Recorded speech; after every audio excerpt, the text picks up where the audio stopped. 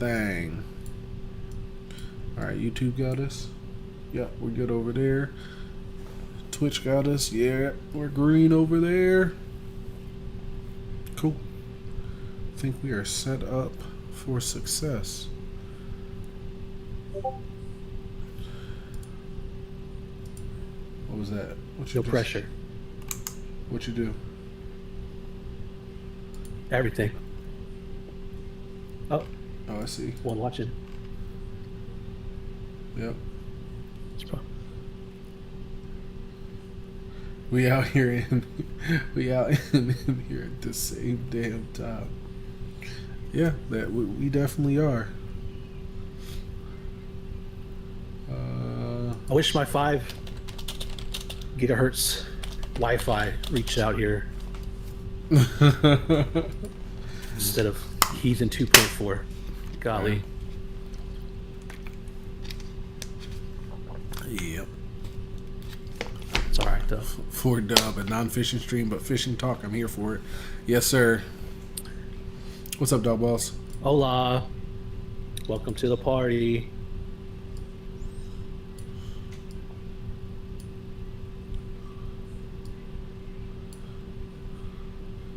Get it out of the way, teeth, and get the. What did I do? Hey, dog boss he's just here. He let you know. He's setting the energy right. I was ready for a truce, but I guess we're gonna have to pocket that one another decade. So I'm just here so I don't get fined. Marshawn at his finest. I think Randy Moss said that. No, Randy Moss said I'm gonna ask the questions and give you the answers. Like a good public defender. I'm gonna ask myself the questions and give you all the answers. Jesus. NFL was taking their lunch money. You don't want to talk to the media? That's cool. We got you.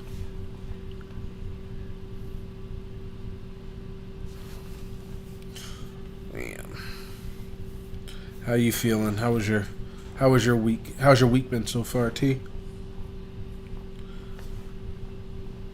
I'm ready to Baja blast my head off. Oh man, I just bought. We just bought that Dirty Do. It's trash. It's all hype. Trash. Learned a valuable lesson. What's that? I didn't bring my damn soda down here. That's my lesson. No, you can't stray. Don't stray from the winning formula. You know what I mean? Like it's just not. It's like the exclusivity. It's good marketing, but the follow through. Good stuff. Stuff that's good doesn't have to be advertised. You know what I mean? So. Yeah. I had to try it though. It wasn't. I didn't see any commercials for it or anything like that because I don't watch television. But definitely, I was like, oh, new flavor. Let me go try it because when Code Red came out, I missed that one. I was like, oh yeah, Code Red's pretty good. And then Baja Blast has always been the standard. And I was like, let me go try this cream soda Dirty Dude. Ugh. I gotta finish this box. If you ever want to mix it up, you just you gotta make your own, right? So get store brand, some stuff to mix it with the name brand and find a good combo. It's just all DIY. But yeah, you got a whole box you got to deal with now, so that's fun. Yeah, that's what you sound. That alchemy that you be talking about sound dangerous. That sounds way more than my Dirty Do experiment just shopping. Yeah. But it's taste buds change every few years. So if you just kind of just vacuum seal it and come back in 3 or 4 years, you'll probably be all right. Yeah, you can't vacuum seal trash and hope it's not going to be trash though. Nah, forever. I be polishing turds on the regs, so we'll see. Don't do that. Don't be doing that. You gotta get a better hobby. Yeah, it's kind of shitty. That was a good one. Yeah. I like it. Hell yeah. Golly. So hold on. I saw your. I didn't catch it. I don't think I caught it when it was like happening, but I saw the link to that Facebook after tournament award ceremony where it seemed like that main host. I guess that's what we call him. He was just roasting everybody. I don't know.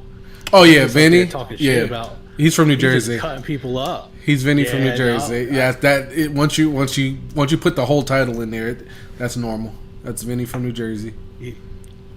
Vinny was on one, or that could just be his standard gear. Yeah. So that was a CKA. Who was all that a part of? So Vinny runs Queen City Kayak Bass Fishing.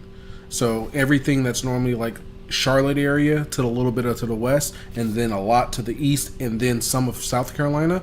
That's where he runs his tournament. Like my man has that Charlotte, South Carolina area in a bubble. So the tournament is coordinated with him, CKA, which is my trail that's normally staying like Central Carolina, or Carolina Kayaking, which normally rotates around Central Carolina. And then there was also a collaboration. I think Foothills Kayak Anglers, some of their people were there.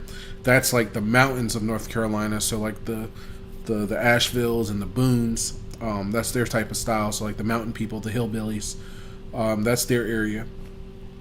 And so it was those three collabs, and then it was the NC Bass Nation qualifier. So it was two tournaments that went. There were three tournaments. There was the CKA Yak and Chain. There was the Queen City Kayak Bass Fishing Yak and YOLO, and then there was the NC Bass Nation Bassmaster Kayak Qualifier. Oh, so there was some extra steps potentially to be revealed. Yes. Yeah. Like you put in the money, which was probably going to be what was it? CKA is 75, Queen City I think it's 100, and then you can do 175 in Queen City to get like their side bonus, and then team tournament money, and then you can go into NC Bass, which was 115. So you're putting out 400, almost 300 and some change. We'll say 300 some change, almost $400. But if you hit it right, you're walking out of there with like first place for Queen City was like 2,000. Damn. That's not even counting the side pot. Side pot I think was like 700. And then CKA payout was I think somewhere 900 to 1,000, and then NC Bass first place was like 1,300 plus an extra 500 for winning to help you travel to the event. So you could have came out like a king if you kind of believed in yourself. But yeah, so it's time to cheat. Hell yeah! So we're doing extraneous stuff. Gotcha. Please don't. Yeah, because all those clubs were involved in that's a cluster if somebody was going to cheat in that one. But yeah, so that was the event. It was really good. A lot of people did really well. Like a lot of people who did good in one side did pretty well throughout the other tournaments that they entered, which was good. The two lakes were on fire. Two lakes being Tuckertown and Baden, which I would have never thought from my practice at Tuckertown. But it was really good. Baden, the lake that I was on, actually won it. The person who got first place for CKA was on Baden. The person that got first place for I don't know the first place. Yeah, first place for CKA was in Baden, but the first place for the NC Bass tournament, I don't know if he was on Baden. He never came to weigh in. But yeah, the person that got first in the NC Bass also got second in QC, and then the person that got first in CKA didn't participate in QC nor the Bass. So it was really weird. Like if you look at all three of them and how people like placed in based off of what tournaments they entered, you'd be like, oh well, he should have entered this tournament because he would have won that, this, and that. Oh, he should have entered that because he would have, yeah. But all in all, it was a great event. Everybody did really good. A lot of people said they struggled on certain bodies of water, But it was smooth. From what I'm hearing, it was smooth elsewhere on the lake from where I was, and fairly easy based off of their description. But for me, it was a struggle for the first 4 hours. I think by hour 4.5, 5, I got my first fish. 10 minutes later, I got my second fish. And then I went on a dry spell for another hour, and then I got my third, fourth, and fifth fish within 30 minutes in the last 2 hours. So it was good. A lot of adversity and perseverance, and had to swallow pride to throw a damn spinnerbait. But that's literally what got it done. I should have just threw a spinnerbait all day. I probably would have got better results, but it is what it is. Yeah, the 4-hour warm up was a pretty interesting tactic. You have to calm the spin out when you're 4 hours no fish. Technically, I caught a catfish and I lost a good fish, but yeah, that you have to really check in on the spin out to make sure it doesn't happen. Yeah, you could always just kind of like diarrhea poop in the kayak, take a picture, send it to the tournament director, be like, "Yo, I gotta go," and just get your money back. No, you can't do that. You're not getting, once you check in, your money is sealed. Like, you can't. If you get into like a shitty situation before you check in on the app, now we're talking. You can probably back out, but I mean, I don't think if I even have the information that I have now, I'll probably go to another lake and then probably still bomb it in the first 4 hours and not catch nothing. So I ain't gonna stress it. It is what it is. It was a good day. Well, nobody wants the poopy guy to show up to the weigh-in, the check-in all pissed off and covered in poop, for that matter. So it's not a good look or smell for the club. HIPAA's the thing too, so you don't really have to like explain anything. Facts. Not that I've thought this out, but yeah, okay. So it was I was trying to piece it all together and was watching Vinny do his thing, all right. So there's a lot. Yes, all right. A lot of that's going on. So hold on. Do you have any events between now and Santee, or is it just mentally and physically prepare for that whole debacle? Nope, got an event next weekend. Kayak Adventure Series in no days off. In Pulaski, Virginia. Yeah, but this weekend I'm gonna head down to Alligatorville, see what it looked like at Santee. Oh shit! So this is kind of like scouting. Okay. Yeah, this weekend will be swamp scouting. What the hell's in Pulaski? New River. Oh. Yep. When North Carolina shoots the water upwards to Virginia, the Weird River. Okay, so you can get some smallmouth. Yeah, it's a renowned smallie, but I won't. I don't think I should be talking about this yet, but I probably won't be on the river. Just like I did last year for Kayak Adventure Series. I try to stay away from the most obvious fishery. Yeah, find a retention pond behind the Home Depot and just start piling them up. Bro, if I spill the beans, I will have to do it off stream, but yeah, that's pretty much what it is. If the retention pond touches the New River, it's in play. That's all I'm saying. It's legal. It's legal. That's a body of water connected. Me and this retention pond about to be like this with these 7-pounders that all they eat is turd water and bluegills. Mean as hell, but it's all right. It means they're hitting. That means they dumb. They don't know. They hit anything that moves. That's what I need them to do. Hell yeah.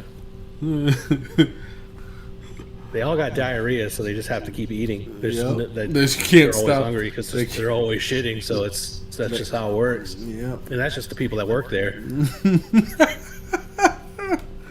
Yeah, that's the conveyor belt of the shit.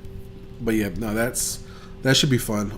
I just got my campsite set up or reserved, so it's going to be fun.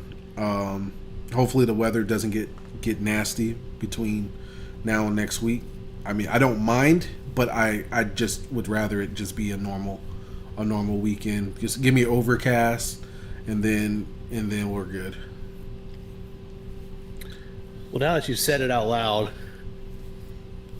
oh man, no, I mean we're still. I think our whole state, and I think most of y'all are still in a drought, like full on, like above or rather below expected. Mm-hmm. Like extreme, not extreme, but I mean, a lot of our spots, which aren't the New River, so it doesn't matter. But we got places. I just drove by a couple hours ago, one of my spots, and I saw bottom just sticking up, and I haven't seen the bottom ever. Yeah. It's a problem. So we're supposed to have rain tonight. A front's supposed to go through. That'd be nice, but I mean, we're hurting up here right now, at least. So that's a problem. New River is not. It is flowing hard, from what I've been told. So. Every tributary that comes off of that one is at full pool at the moment. See, now people are going to be going down there with buckets, just straight hauling some water right to the crib. Yep, and, to run a new. They're going to make a new line from the New River to the East Virginia area. Gonna funnel that sumbitch out, pay off some beavers just to dam that sumbitch up, and just reroute it. Hell yeah, man! Yes, sir. Like a freaking ESPN 30 for 30 when the Beavers took over the river, so they just reroute. They're gonna go back to the lineage of whatever Beaver created, like that first lineage that just started just wrecking. They're gonna have the interviews. They're gonna have the Polaroids. They're gonna be. Oh my gosh, I can't wait. To be honest, it'll be fun. IMAX release, great stuff. I remember when they did that, like for the prairie dogs, they just went over like who the ancestor was that created these crazy prairie dogs. Oh, same thing with the lions, like. That rogue lion that used to go around and take over, come to your town and mess up your whole pride. Damn right, spin the whole block. Yeah, that dude was vicious. I think he just passed away. Somebody was talking about it. I think it was Nat Geo. R.I.P. Literally had like Scar from Lion King mentality. My man used to go up in everybody's pride, kill them, and then lay babies with all the women and move on to the next pride just to do it again. We'll pour out some Startron for him tonight, matter of fact. Yo, pour out. Drop some drips of Startron for the boy. Hell yeah. But yeah, and then Santee at the end of the year. I mean, end of the month. I just finished. End of the year. Oh God, I just registered for that. And then, was it yesterday or 2 days ago? During the tournament, I think. Yeah, so it was probably Saturday. No, Sunday. It was Sunday. Bassmaster dropped where the kayak championship's going to be this year, because this is the first year that they're separating from the Bassmaster Classic. Normally, the Bassmaster Kayak Series is with the Bassmaster Classic. Like they're always going to be offset on another waterway close. So this year, wherever they were fishing, the kayak series was on Chickamauga and Nickajack. So that they break the cycle and they're no longer going to be a part of that event anymore together. This year, we had two technically championships. So the one that just passed during the Classic, and we're going to have one at Lake Murray in September. Oh. So yeah, this is the all new exclusive only Bassmaster Kayak Series Championship that you have to qualify, which that's what the qualification was for this past weekend. So they're going to Lake Murray. Hopefully I do good at Santee and I can punch my ticket into that championship. Or if I do good at Santee, your boy traveling to go do some more. I might have to call your boy Greg Blanchardi and see if I can borrow a kayak for a tournament. Out in Clear Lake. Have to call the sponsors like, yo, I need a ticket. Can y'all get me to California to Clear Lake? I need to go fishing with Greg Blanchardi.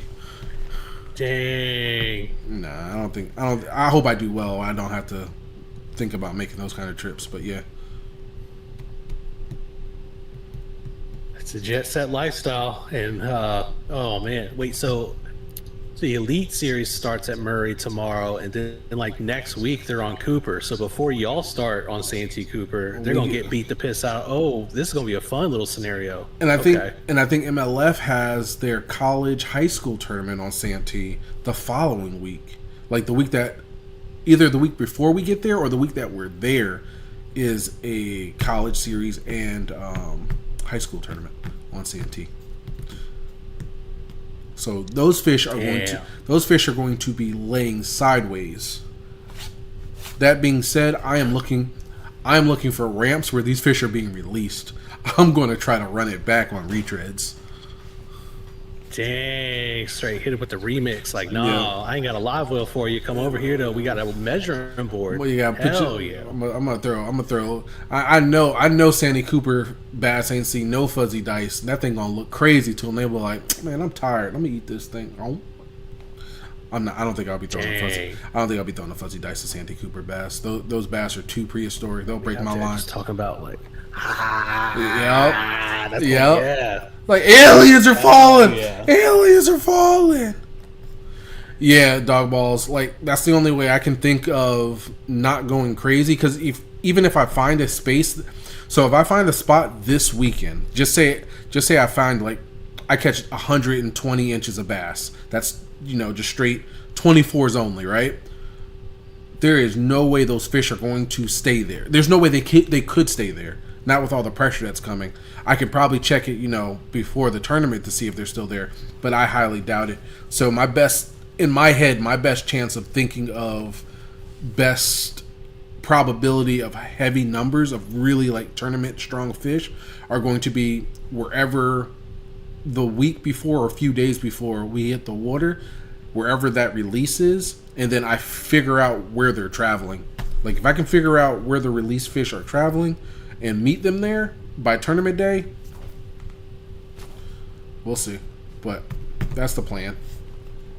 One of the plans. Up some college boats talking about, hey, y'all want to see an unregistered firearm, and then try to see if they could just let me borrow one to get a photo. That's cheating. No cheating. Wait, and that's illegal. Not like win. No, not like that. I can't bring you out there on the water anymore, man. You're a liability. And dog balls is in here, so you already know you record it.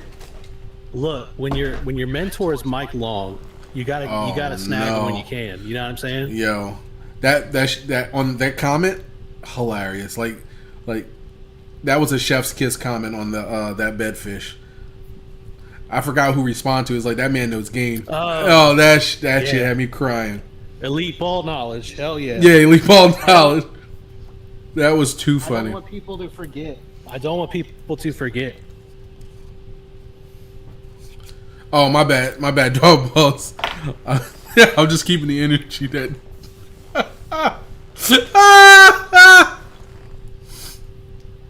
That was it. I'm one and done, dog balls. One and done. Michael Beasley. Jason Williams.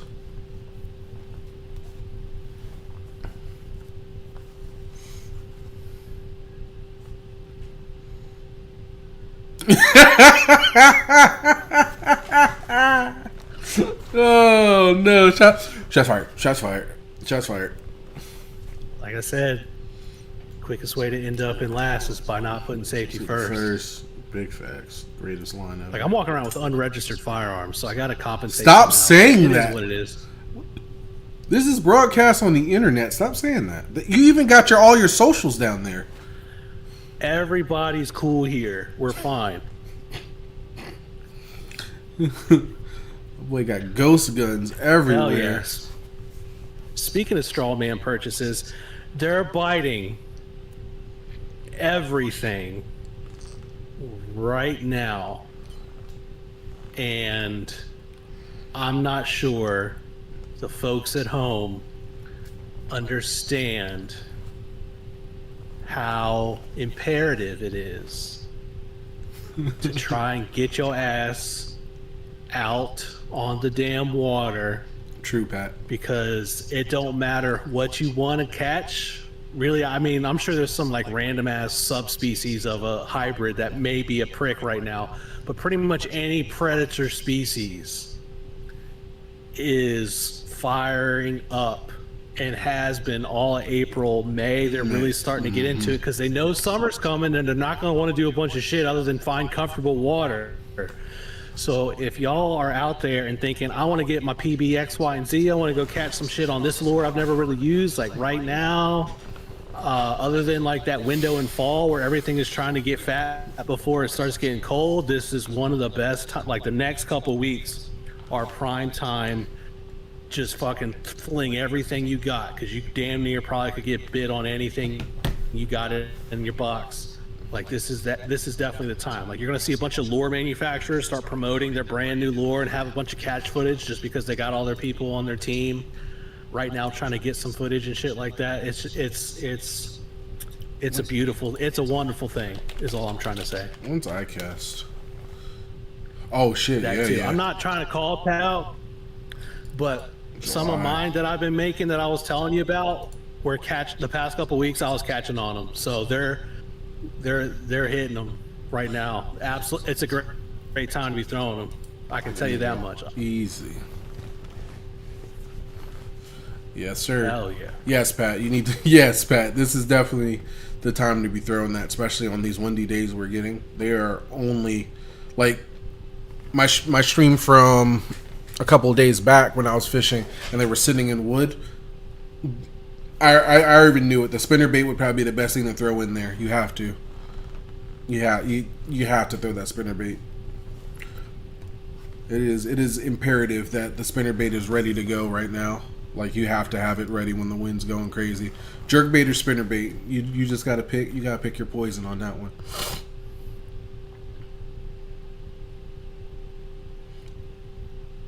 Your smallmouth are nowhere. They are staged pre-spawn.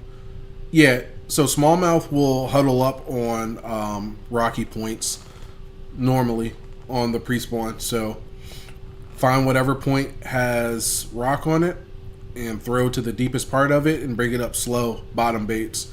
Or if you feel like it, if it's clear water, you throw a jerk bait.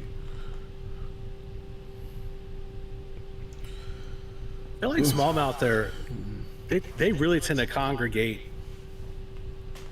Like not just schools, but I'm talking like you'll have like wolf packs where there's like 6, 7, 8, or 9 of them, and they're just kind of trying to compete with each other. And not like with other packs because that'd be too fucking cool. But like within themselves, it's kind of like, you know, oh, I'm gonna eat this next crawfish. I'm gonna eat, like they just kind of like have that one-upsmanship around them. I don't mess with them a whole lot, but generally, like once you can at least find one, like it's worth investing and throwing a couple different things because there might just be something that sets them off, and now they're competing with one another, and you can just start picking them up. Yeah, like finesse micro jig or finesse jigs, Ned rigs, things of that nature. They stage an 8 or 40. They stage normally stage deep. Closer to 8. No, they stage deep. Yeah. So depends on how clear it is. Yep. If you're looking at old like New York tournaments and things like that, people are catching smallies fairly deep. They're when I say fairly deep, I'm talking like if the lake has 40 feet, they're probably going to sit around wherever it starts rising up into 38 towards that point. Yeah, I mean, in all honesty, just throw at the end of the point and drag slow back. That's probably the best thing you can do. The other strategy is throw over the point to the other side, so you'll go all the way down. You'll crawl up one point side of the point and then drop down the other side of the point, whichever is available. I would definitely say the latter. If you throw over a point, it's a lot. You have more surface area and more crawfish-esque scenarios to get hit. Throwing an orange football jig, I'm dragging that sumbitch from 12 to 20 feet just to try to see where they might be. Or freaking Carolina rig still does work. You just got to make sure you're not snagging it. Yeah. That's the only thing you got to worry about. Yes, sir. That damn sea rig. You can't stop it. If forever will be the... do I have a fish? Do I have a fish on? And then it pulls back, and then you just sweep that thing.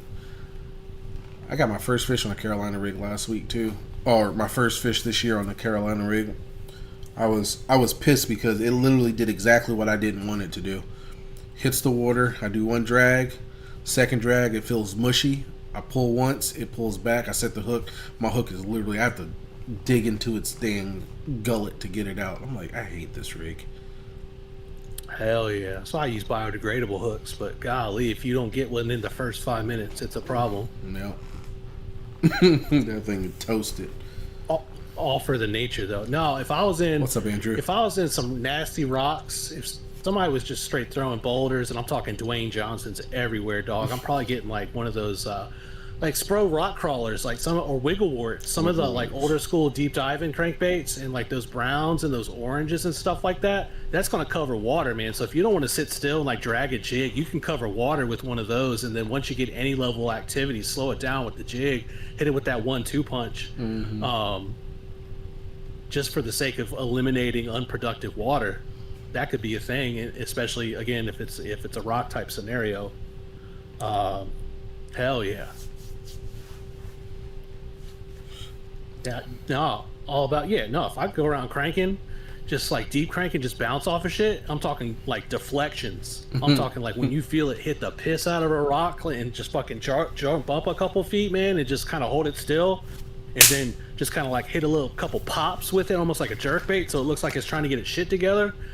All of that, absolutely, that's fun. I mean, I think it's cool. Yeah. So if you can tolerate that, that could be a go-to spot just to go ahead and just keep things moving, keep your arms moving and all that kind of shit. Yep. Hell yeah. That means there's still... Hell, even a lipless, man. You could run a lipless around if you want to not worry about breaking off some bills. Drew said with my luck, I'll catch my ex again. Well, you know what? You need to block her. Nah, you need to not throw that type of bait out there. According to the court order, dog, y'all got to stay away. Hey. Hell yeah. Y'all gotta have legal distance. Jesus. Oh, man. Hell no, I would. I mean, it's just because it's not around here, but like some clearer, deeper water, especially when you know it's like, if it's not just fucking dead leaf lasagna, but like a nice sandy, rocky bottom, man, I would like just being in contact with all that stuff. And like, that's... Golly, that's I mean, you know, I get it, right? If you do that every single day, eventually it's going to wear out. But it's such a departure from what I normally do. I was about to say that that's would be it. Fun as hell. That is it. When you, oh my god, if you're a grass fisherman or just any type of like dirty bottom fisherman, and then you get to that rock or you get to that sandy bottom, bruh, you're like, man. I guess that's the same way. If you're from like the forest area and you're just normally running in dirt, and then your feet finally hit that sand, you be like, oh, I've been missing out. I've been missing out. Yeah, that's a different feel. Yeah. I like that. That's really, yeah. I'm in the same boat as T.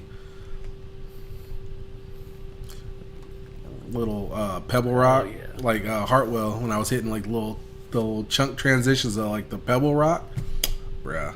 That as soon as you slide off of clay, you just feel it like, oh man, this is like, okay, that's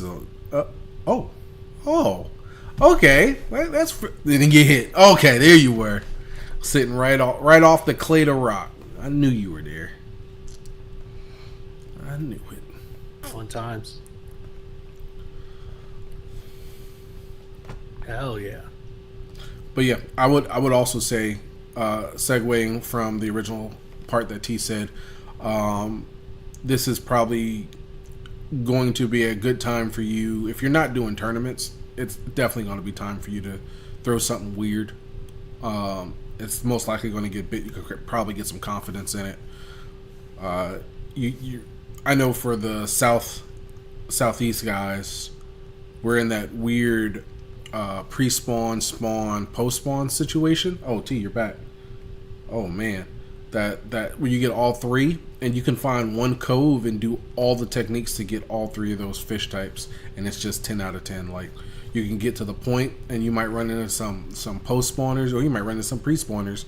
You start hitting the bank line, you start catching a whole bunch of buck males, and then you might wind up and slip up and hook into a Bertha, a 7-pluser. Like it's a good time for a lot in the Southeast. I definitely know, like, guys in Florida, they're done. Like whatever think of spawn, you're gonna probably have to wait for the second spawn because they're lucky enough to get that in Florida. But for everybody else between there and T, yeah, you guys will probably be able to find a spot with all three parts of the spawn happening in one area. Like, we're at that perfect time before it gets too hot.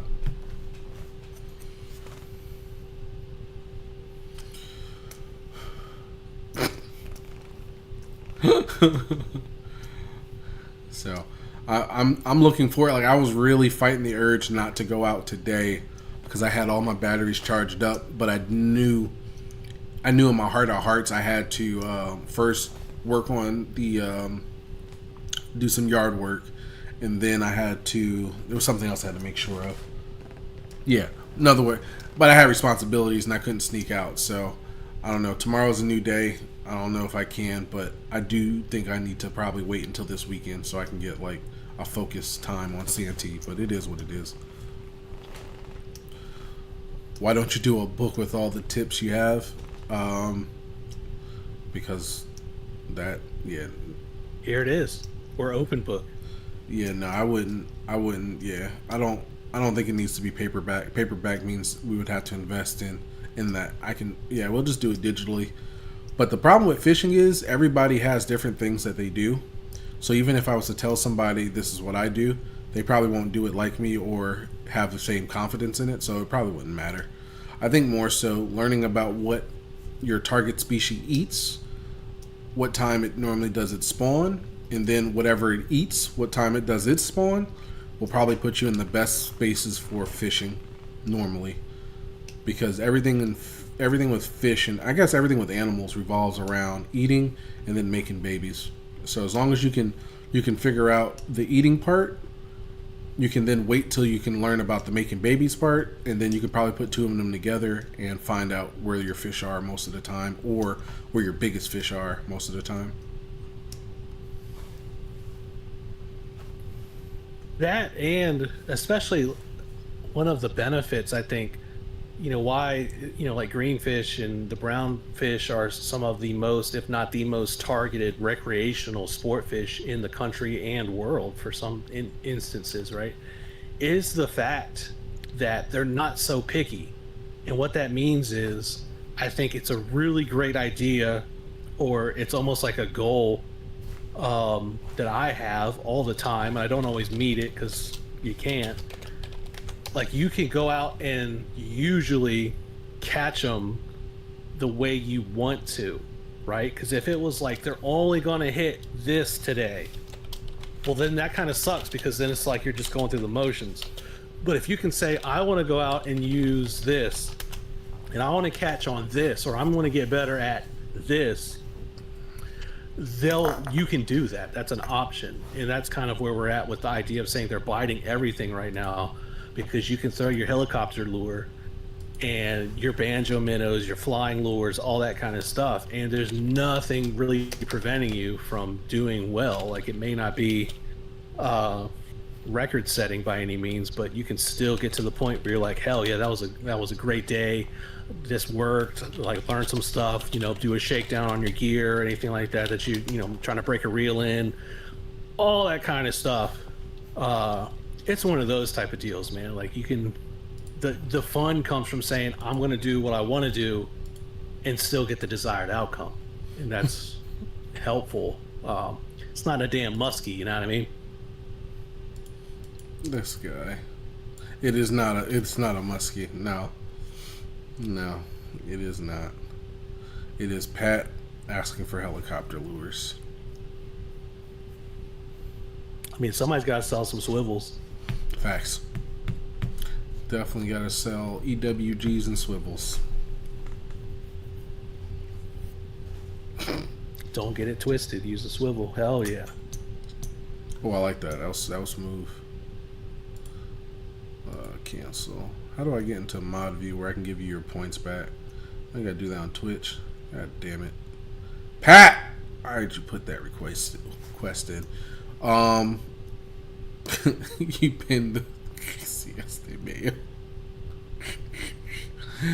Oh man, I got no leftovers from Cinco de Mayo. That's funny. Yeah, I think was it the last couple weekends I got lucky because I think everything I threw got bit. I'm not saying I caught on everything, but it got touched. Especially this motherfucker right here is well known to piss me off, but everything got bit, and that's good, right? Because I mean, you like to get bites, right? But also, like the difference between getting bit on like a little bitsy bug jig like this and a freaking little swim bait, it's like that's a a pretty drastically different presentation style. So like trying to figure out what works, what doesn't, is nice when they're willing participants, because you could have the best spot, the best presentation, tied the best leader knot, but if a son bitch don't bite it, then what does it matter? Yeah. And I think that's helpful to just kind of keep it in perspective. Like any bite, any activity can tell you something that could say like, all right, I need to change this, or maybe I need to switch up color, and like using that knowledge and that problem solving, I think makes it more rewarding. Because I mean, you can walk out there and get lucky, but it's like, well, what did we learn? Nothing.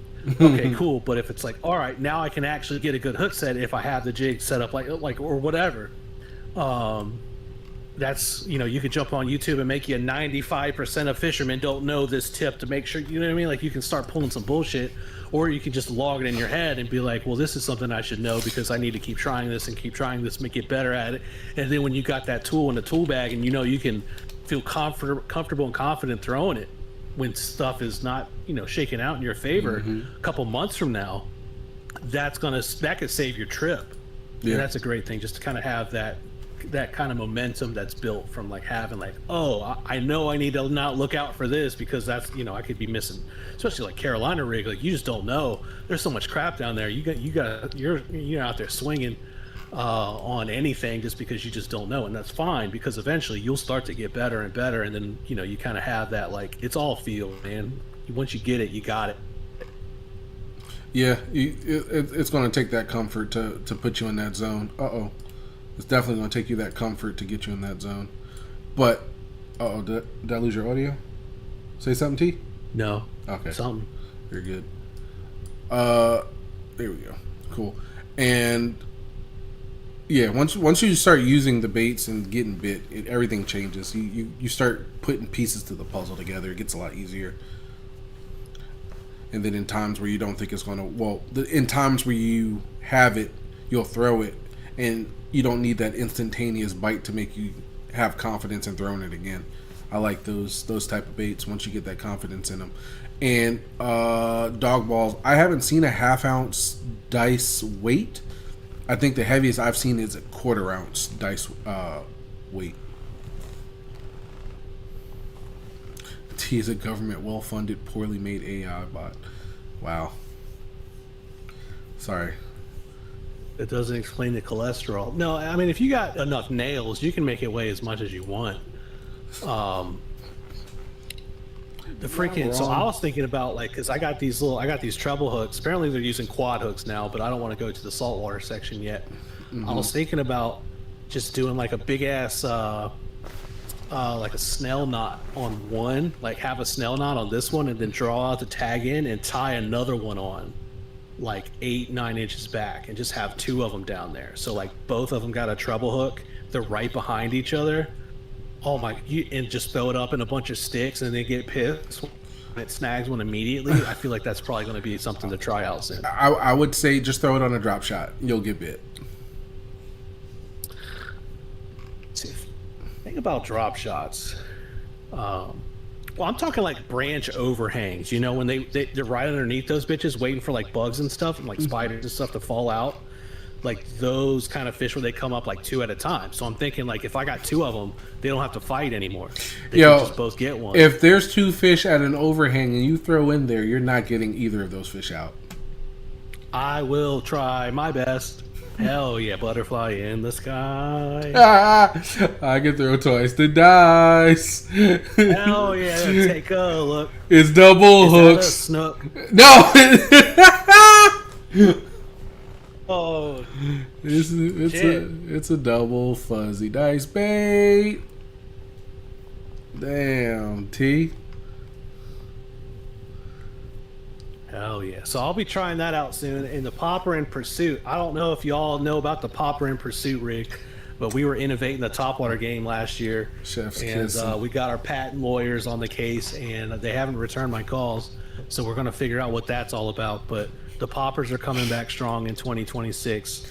That's going to be a thing. I don't know. We're doing a lot of innovating here at the workbench. It's a great thing, right? So, hell yeah! Stay tuned for no updates. Got you. Free squash. Absolutely. That's hilarious. Here you go, Dog Balls. That's the company that's been doing a lot of weighting and different type of hook styles for a lot of the fuzzy dice brands. Really, really good. Really ingenious setups, but it's tough. Dice baits are tough because they're expensive, and I don't know. There's so many different ways how to throw them. I prefer, and from my throwing of them, if you're on a small body of water and you, what the fuck is that? What is that? Is that a chunk of plastic? Why do you have a hexagon like tube thing? If you get silicone ice trays off of Amazon, you can remelt and make your own. Oh, okay. So you got a hexagon like dice. Is it? Let me see. Let me get another view. Okay, yeah, it's like fucking hard chunks. Nice job. Well, there's the standard kind of small little cubes. But if you skip your recommended medication doses like I do, that doesn't sound good. Depends on the week. Can get you a whole situation going. I see you. Got that. You got the single hook D&D dice bait as well. Easy. With the screw lock, there's a screw lock in there. That's what the hook's going into. It's not just the plastic. It's in the screw lock that's in the plastic. My man's evolving. Yeah. T, you gonna try to make this dice bait work for you? I ain't gonna fucking hook anything, dog. But we gonna swing on that motherfucker regardless. Let me tell you about it. I hear you.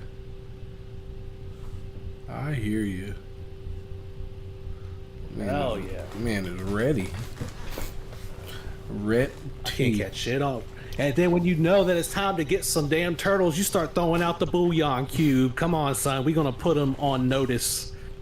Good God. It ain't even nothing you got to worry about. Unregistered firearms are the least of your worries at that point. That chicken bouillon cube about to get dissolved in that water from them turts. Soup them up. Soup them up. Soup them up. That's a good one. I like it.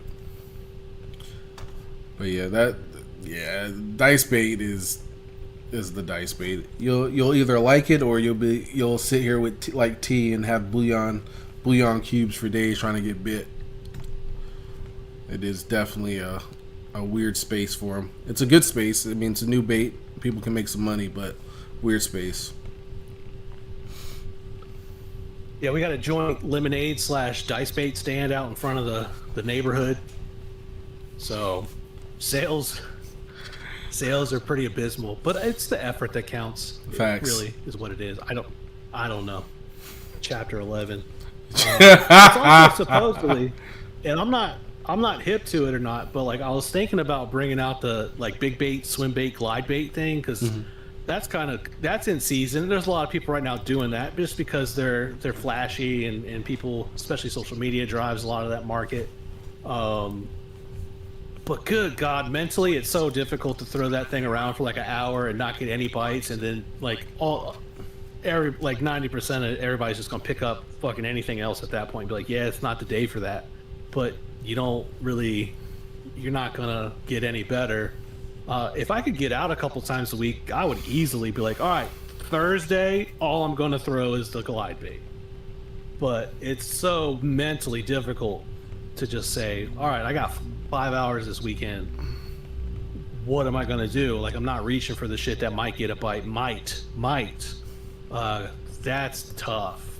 But I would definitely say commit to it. Yeah, if you don't, the only way I can say you can speed time up is if you had scope, because then you can see if you're getting your follows. If you have something, you can get like instant reaction on how you're using your bait. But other than that, if you're just going to go out blind for 5 hours, chucking out the big old resins, nah, man, it ain't worth.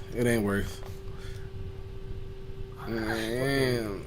Hauling them shits off like we're on the beach trying to get the damn bluefish from a quarter mile out. Don't cast any of. Don't ever cast them like that. Just do a lob. No, just do a soft underhand lob.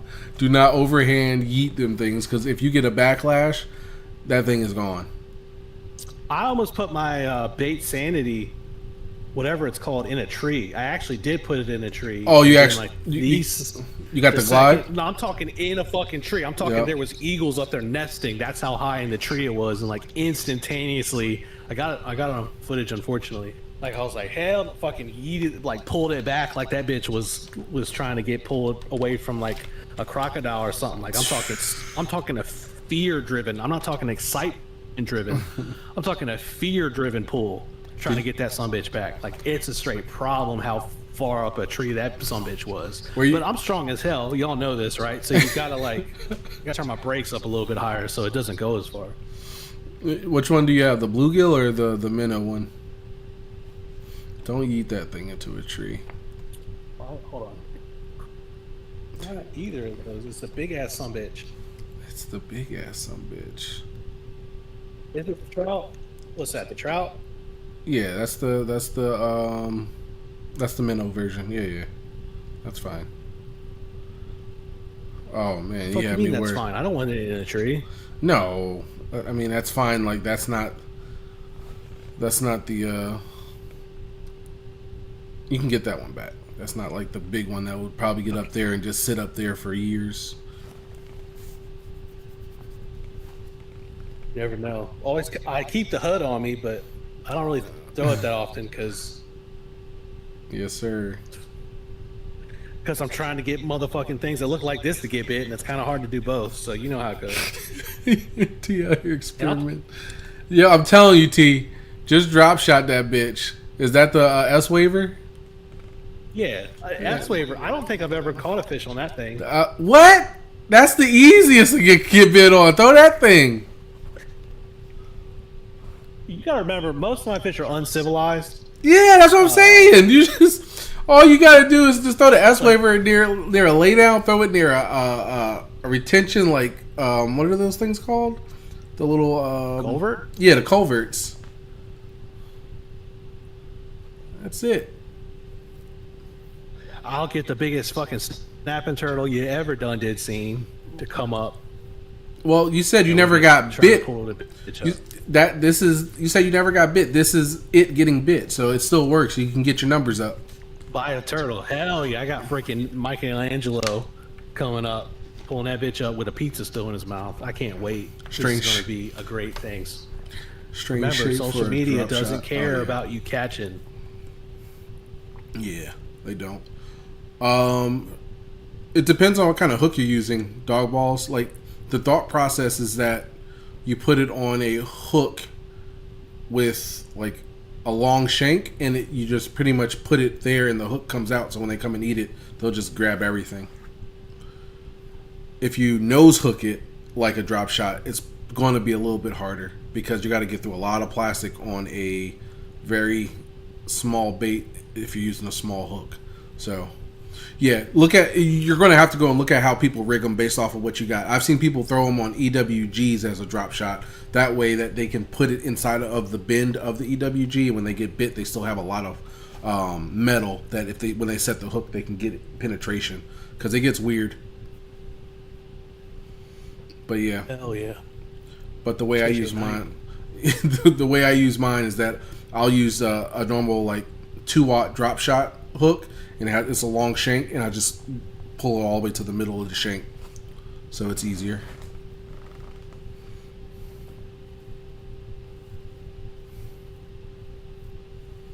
Yes, you do need. There's a lot of resistance when that hook has to get through their mouths, and there's teeth.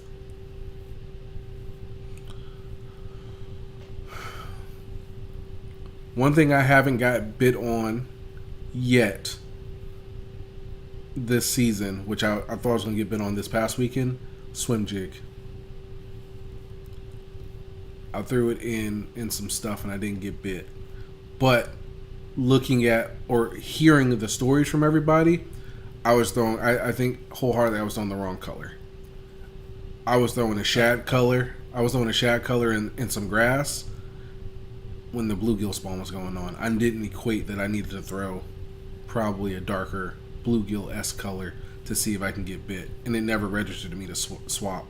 But knowing that now, going forward, looking at where I'm if I'm going to Santee, everything's going to be a darker color. It's going to be a more natural bluegill-esque color, and that's probably what I'm going to be looking for. Like night dog balls, I'm hoping to find some really good, like, open expanses of bluegill beds.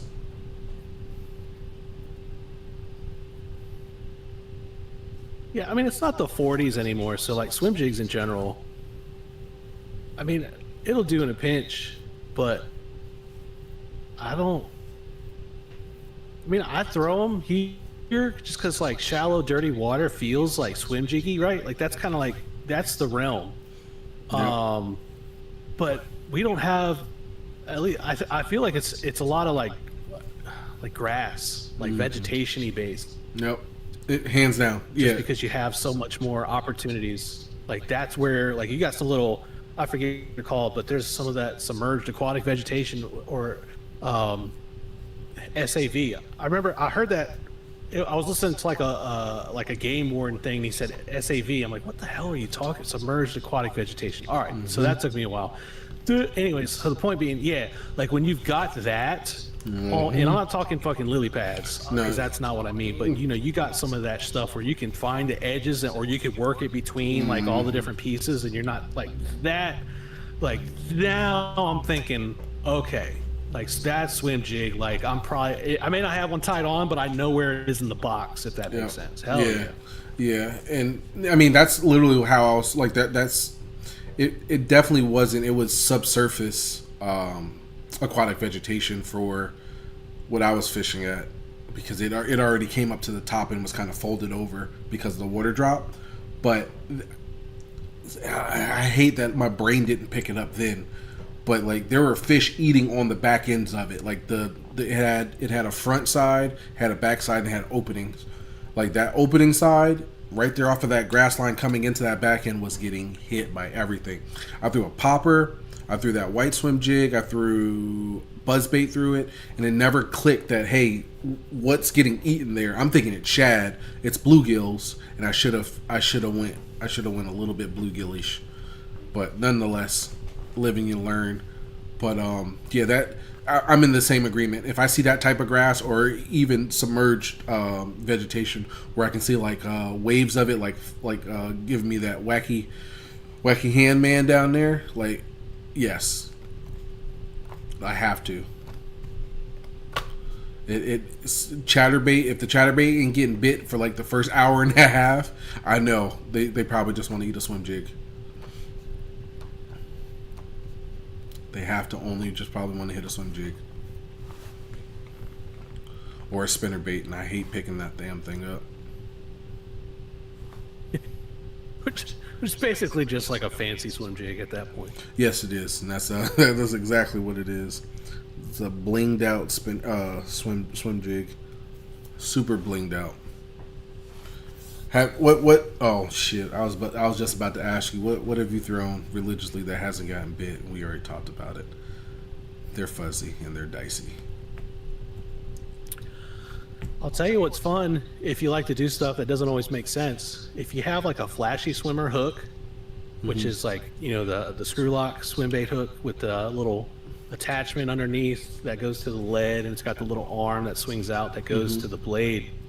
If y'all got any of those that are just kind of collecting dust and you really want to do some extra level unnecessary shit, you can take those little arms off of this flashy swimmers where they connect to like the lead weight connection, and you can put either like some like shrink tube, like some small shrink tube, heat shrink, cut a little piece and put it over that connection, and then slide that onto like the hook of a swim jig, and then just heat it up after it's on there so it kind of grabs onto the hook itself, and you can have that blade coming off the back of the swim jig. So it's kind of like it's got a blade back there. So your trailer essentially is the blade versus plastic.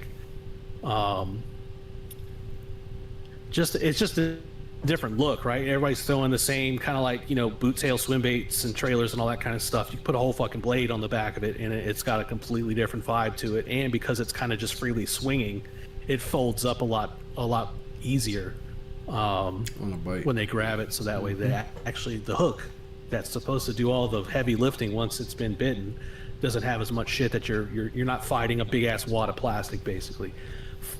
Food for thought, but it's worth checking out if y'all haven't tried that before.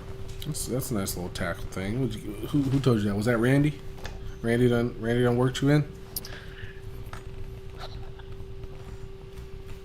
I think I was watching some Blues Clues one day with the kids. That'll get the creative juices going. I'm telling you, we were on the thinking chair, and I'm like, I got all these fucking flashy swimmers, and everybody's throwing these sons of bitches. So they see like 50 of them every other hour at the pond. Let me just go ahead and repurpose this real quick. Easy. And kind of spaced out for a while. Took some Benadryl. Woke up the next day. I'm like, holy shit, we got like blade trailers. This will be great. I got one. I know I have one rigged up somewhere, but I'm not gonna go. Anyways, it's a good thing to have. The thinking chair and some I Benny. do have. Hold on, it's not a swim jig. I have a spinnerbait, a Northland tackle, single spinner. I know my connection's dog shit right now. Hold on, it'll come back. It'll come back. It'll come back. We're almost back. Hold on, we're back. T is lost in internet. T, come back. Fight This the is pretty demons. much what I'm talking about, exactly. Fight the demons. I'm back. Yeah. Am I back? Yeah, it looks like you're in here, going in at 20 FPS. Maybe. 20 FPS. Pat, what are you doing? All right, we're on the 5 gigahertz channel now, so everybody can kiss my ass.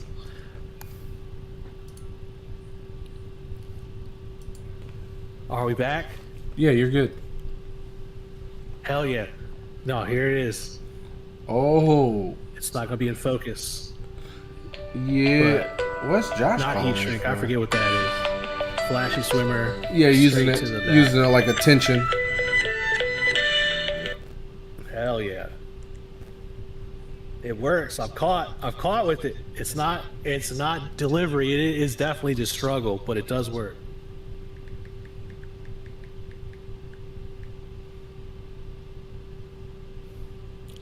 Hell yeah, we're typing right now to the watt cycle. You're not gonna believe some of this bullshit. Sorry. No, I'm gonna type some stuff too. Here we go. Shut up.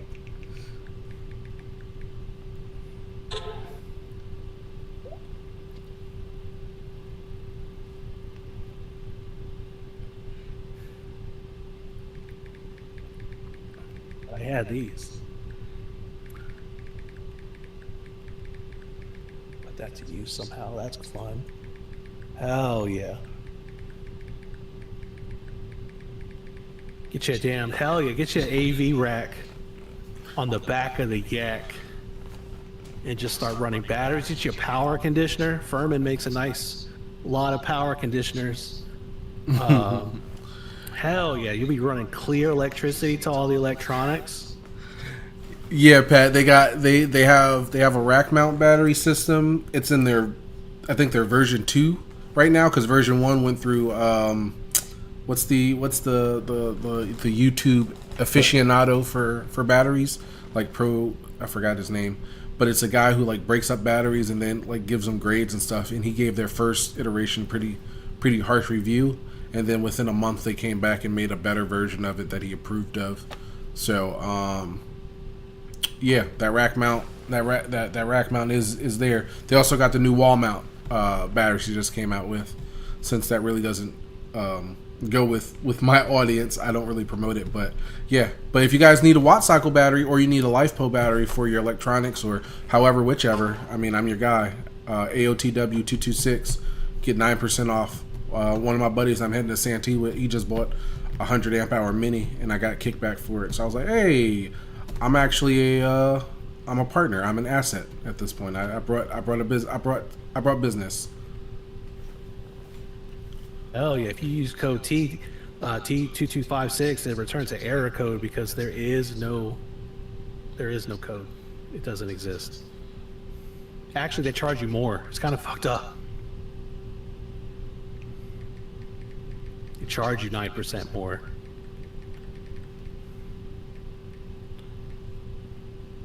Hell yeah.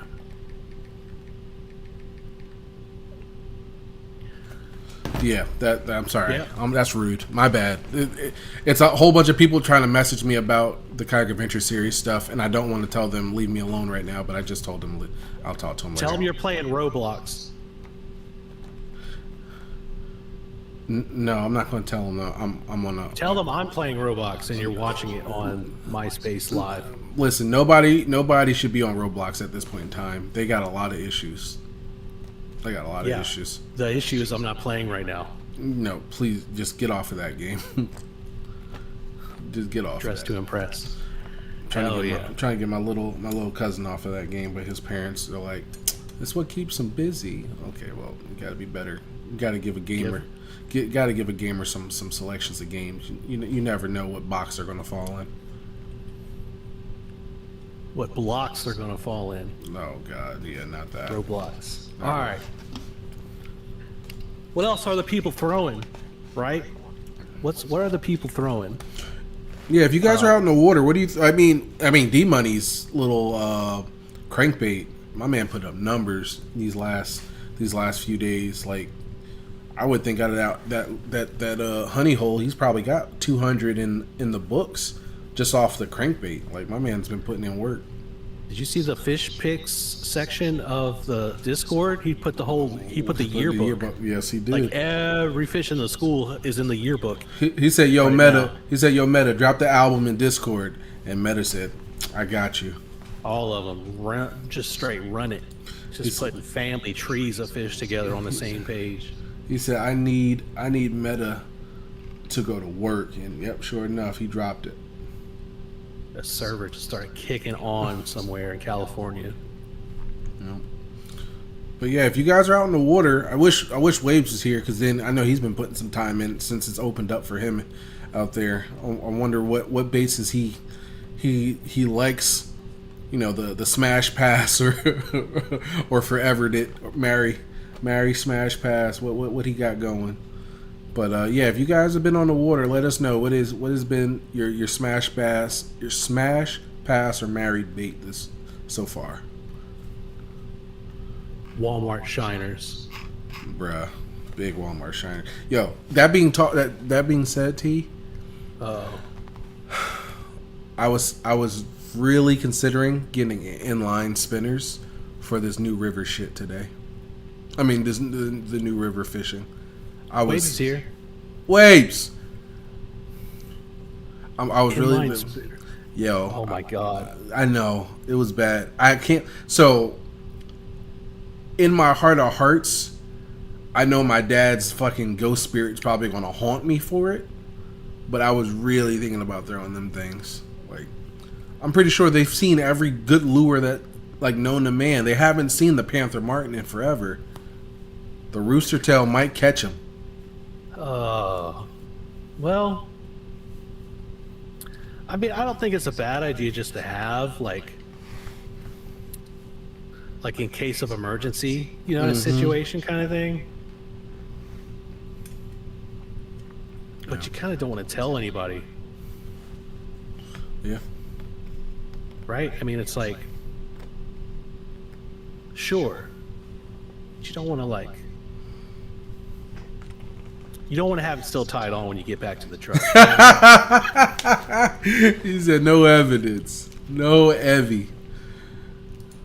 Waves, what? So since you've been on the water recently, because you've been putting in some hours, what's the bait that's been doing it for you? What's the bait that you wish they would bite, and what's the bait that you're not throwing anymore because they're not biting it?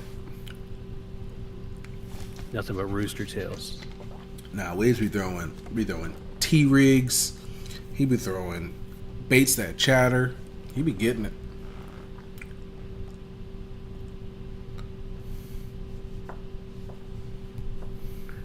It's lizard season too, everybody. If you got lizards, please.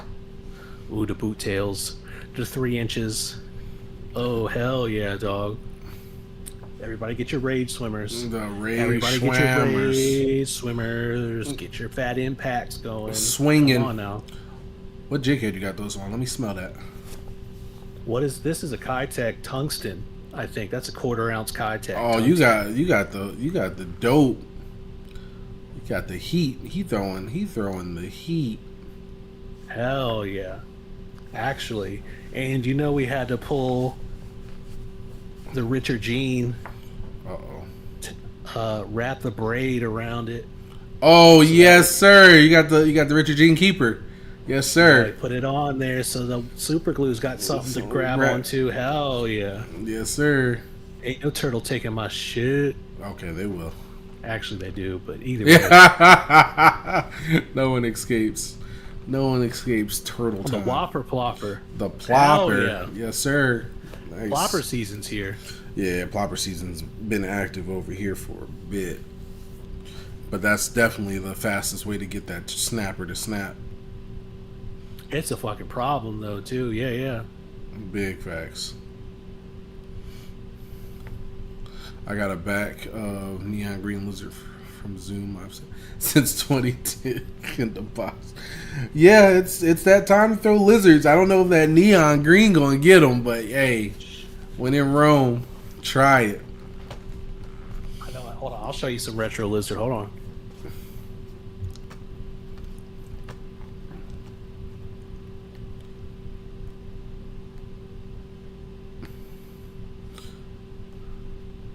All right, Waves. What bait have they not bit that you wanted them to bite on? Nah, fuck that. Hell no. I got some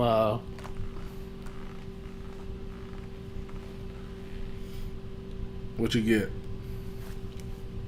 I'd have them up here. I'm not going to bring them down because it's going to take forever. I'll be cussing the whole time. Oh, okay. But I got some of the Strike King 3X. Remember? So it's Z-Man. It's the Z-Man plastic. Mm-hmm. But it was before Z-Man was like a brand, and they used the elastomer through Strike King. Yep. And they were in the thinner yellow packaging. I still have 2 packages left. They're up here. But back when Yum first became like a thing, this bag I have in my hand is from 2002. The Zelamander. Do you remember the Yum Zelamander? No. That's how old this bag. So this is OG Yum. Yep. OG Yum. 7-inch Zelamander. Watermelon red. I've got 2 packs. 2 packs? Yeah, I've got 2 packs. OG Yum. When it first came out. Still have them. I'm gonna use them. I'm not saving them. But like when they used to fill the package, I don't know if y'all can see it, but there is so much fucking salt in this bag. Like they Weren't just started stingy. pouring fucking salt in the bags, like absolutely just threw nothing but like it's a pound of salt. That's all that's in here right now. But this is this is a 2002 pack, so this is like 20-plus-year-old pack.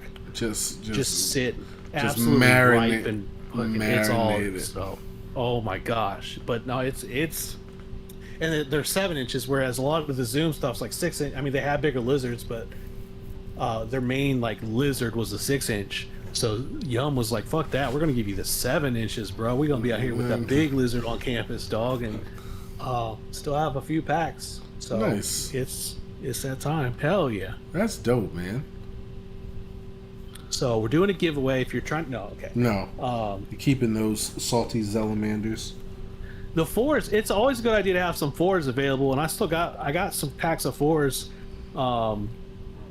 Like if you're at the fucking Walmart and you see like some 4-inch Zoom lizards, you might as well get you a pack. Same as baby brush hogs, same thing. And yes, all that kind of stuff right now. You don't even need like a beefy setup. You don't need a flipping rod. You can throw it on a strong spinning setup and just flick that bitch underneath anything you can see and next to anything you can find.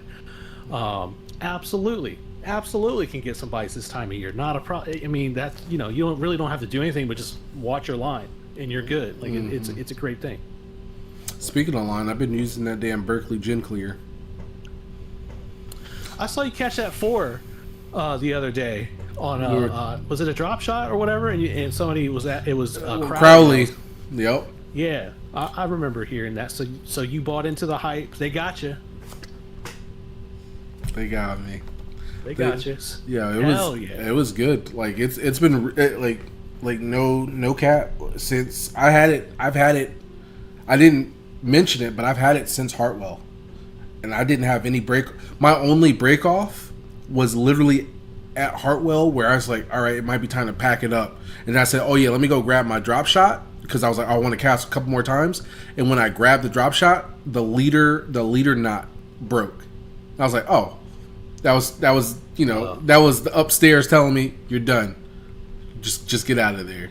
And I was like, man, this has been going pretty good. And it wasn't even a break. It was almost like it lost its connection. So it was just swirly lines on both sides. It was. What knot were you tying? I did a Alberto, but I did 7 wraps. I did 4 down, 3 up.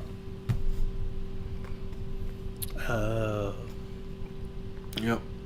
And that's never happened before. Like either it breaks and I still have braid, like with a little ball of fluoro in it, or that's my only break. This literally break was a full on like slip failure. I was like, yeah, that's definitely a sign that I'm done fishing for today. Like, that's when I shit on myself and send a picture to the tournament. Back at it.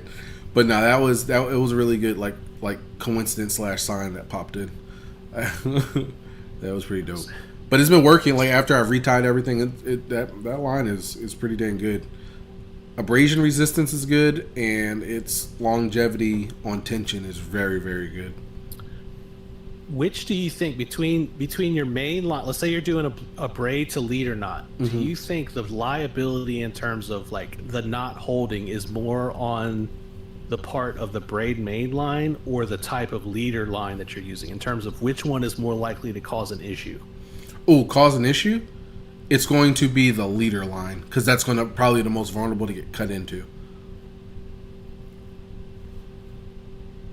Yeah, I think I've turned into like a really shitty scientist whenever I break off, especially at that knot. Like I'm sitting there like observing that shit, like I'm running a CSI like investigation, looking at every fiber.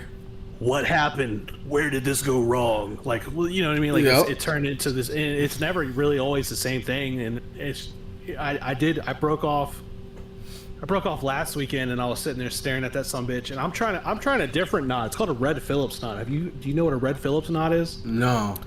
I had not heard of that bitch either, but I was snooping around on social media when I was trying to find things that was not affiliated at all to fishing, and it was kind of like an alternative. It was like where they do like the knot versus knot challenge, where you've got somebody that probably doesn't have the appropriate equipment trying to figure out which one's strongest. And because I was looking at Alberto knots, and it was like the Alberto knot versus the Red Phillips knot. What the fuck is the Red Phillips knot? Because I'd never heard of it. Mm-hmm. And then I watched it, and then like if you Google it or like YouTube search it, there's a video from like 8 years ago of Gerald Swindle doing a how-to knot on it and stuff like that. Okay. I started tying it. You should look it up because when it's done, it's so much smaller than like Alberto's. I mean, I like the FG knot. The problem is when I'm on the kayak, I can't tie it because I can't be sitting down. I have to be up and I have to have like my foot on the line to get the tension right. It's just like I'm doing a lot of extra shit. But the Red Phillips is it's kind of like, look it up. If you haven't heard of it, just look it up. But it's essentially like you take your leader line and you just do like an overhand knot, just like a basic overhand knot, but you don't sit you down. And then you run your braid through that knot, through that overhand knot loop toward your main line, toward your like reel, basically. Get you like a good like 10 inches of line, and then you pull that overhand knot snug and fold that tag in that you have there attached to that your leader line up toward the main line, and then you do just a uni knot with your braid, but it just goes around. It goes around both the main tag. lot, like the main part of the leader, as well as that tag in that you just folded up. So basically, it snugs down a overhand knot, and then there's a uni knot that just pulls against it. To reinforce it up so top. it's kind of like a double uni, but instead of the leader being a uni knot, it's just one overhand knot, whereas your braid is a uni knot. I like it. It's pretty simple, but when you're done, it's so much smaller. It's so much smaller than some of the other knots. You so I explained that busted a extremely line. well. What was it like? I think I had a 10-pound. I had a 10-pound leader on 10-pound braid, and it broke. Nope, 20-pound braid. It broke. It broke inside of the connection, so that overhand knot was still there, but it broke within, like underneath it. So I'm like, all right. So the braid side of the knot was fine. Wait, did the braid cut through the uni, or you're saying that I'm sorry, did the braid cut through the overhand? The braid, so the part on the braid that was the uni knot was wrapped around just enough of, like, it broke underneath there. So think of like a burrito. Mm-hmm. The burrito, like the wrap is the uni knot of the braid, but inside the burrito filling, which was the leader line, broke like right there underneath it. So like it was just the overhand knot and just the, like 1/8 of an inch of the leader line. So it was hugging it. It hugged it to death inside of the braid uni knot. Yep. Oh my gosh. So I mean, I like it because it's so much smaller than Alberto, and so far, basically, I just need to use a stronger leader. Nice. But yeah, Pat just put a picture. I'm looking at it now. It's pretty dope. Hell yeah. No, y'all, if y'all are looking for a new knot, try that one out and tell me what you think. It's not too bad. I did some practice just to make sure I wasn't completely full of shit, and I still am, but the knot works good too. So try that out.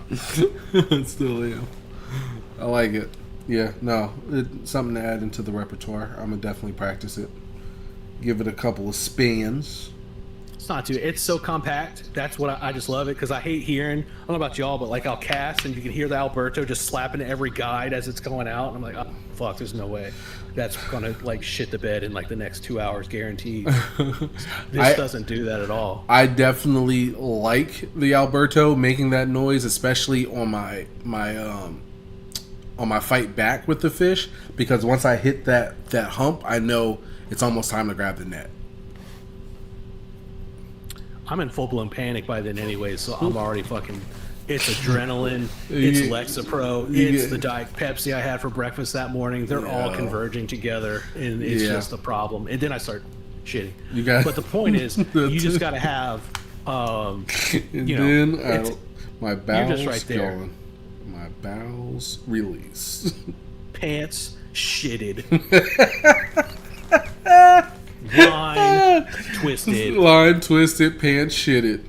The new Hooksets Are free merch. It's the new clothing line we got coming out. It'll be great. Man. Pants shitted, line twisted. Fish dismissed. Court date. I missed it. Oh man. Good stuff. That's a good one. I like it. I like that one. Red Phillips. Yeah, knots are... I mean, back in my day, we just put 10-pound tests original string in the purple package. Not the original. Fluorescent clear blue or clear blue That fluorescent. clear blue. The only knot you had to worry about was the one to the spool and the one to the lure, and everything else just happened to work magic. Dude, that string had me as a kid locked. That thing. I know those fish were like, man, I'm tired of seeing this fucking laser beam of line here. Hell yeah. I always bought like 15-pound mono. It's never worked out well for my reel. Never worked out.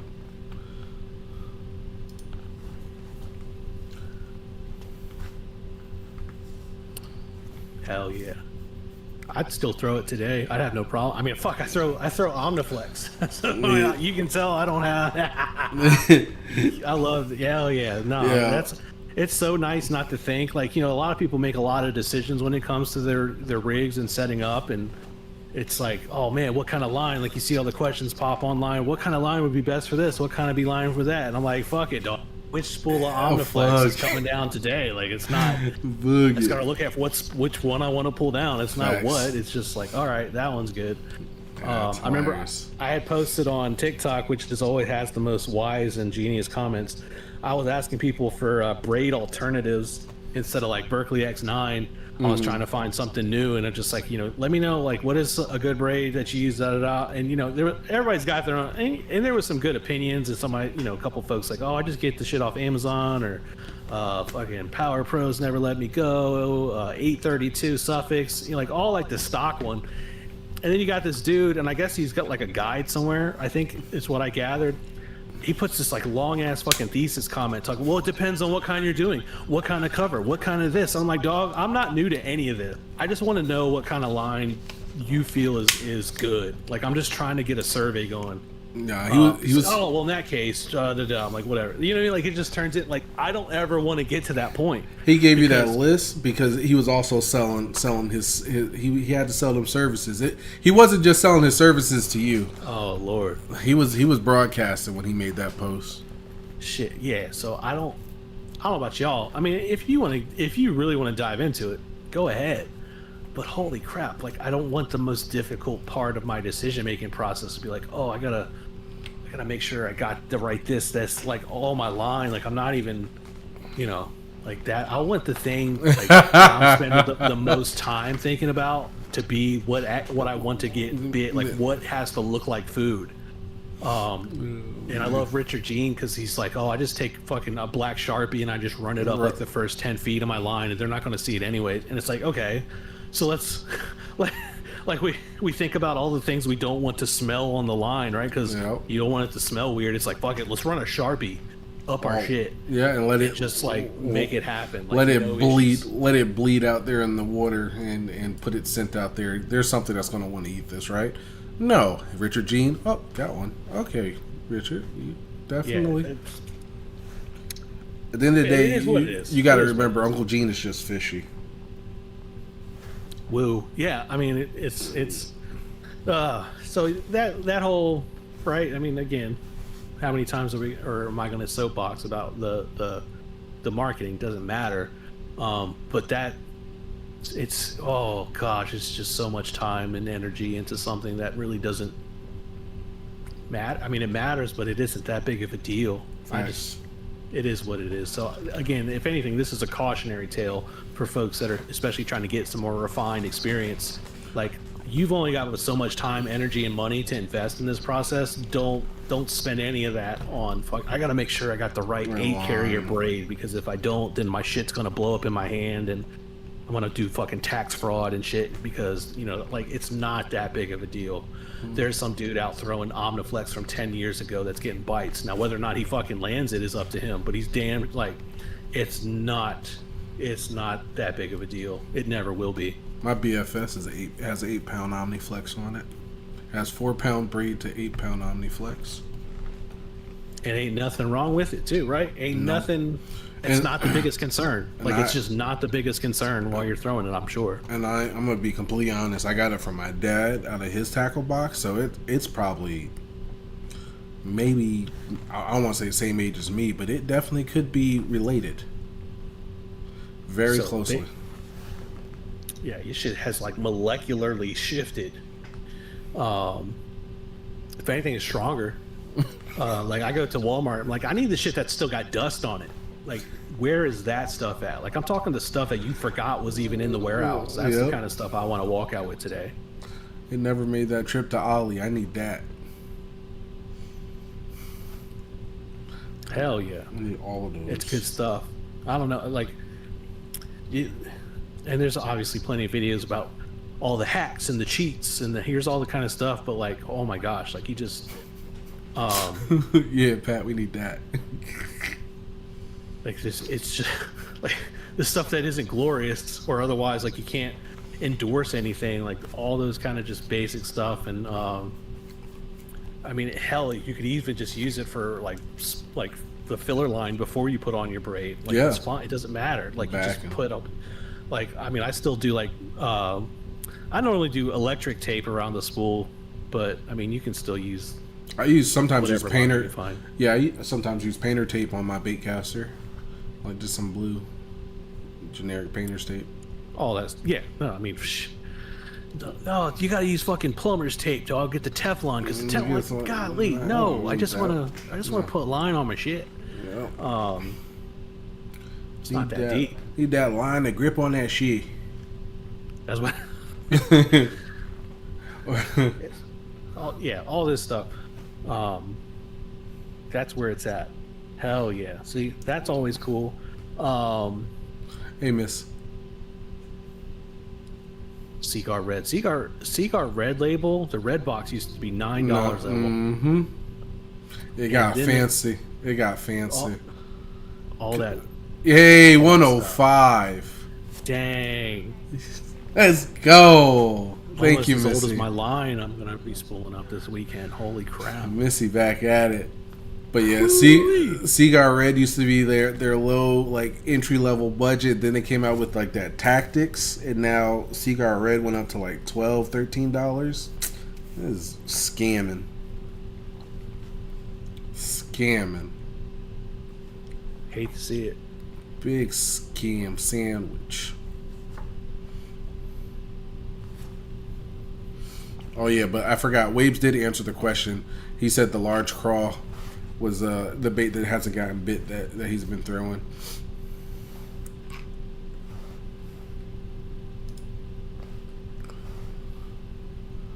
$20. How many yards? Yeah, you talking about the good spool? Like I got that one right back there. Let's see. Does it chase me? Can I wave to it and it chases me? No. Stop, T. Yeah, nah, but I think I got 12 or 10-pound red label spooled up on that damn roller over there. It's the big one too. It's like $50 from Tackleware. No, it was from Omnia because I had the Omnia gift card from last year.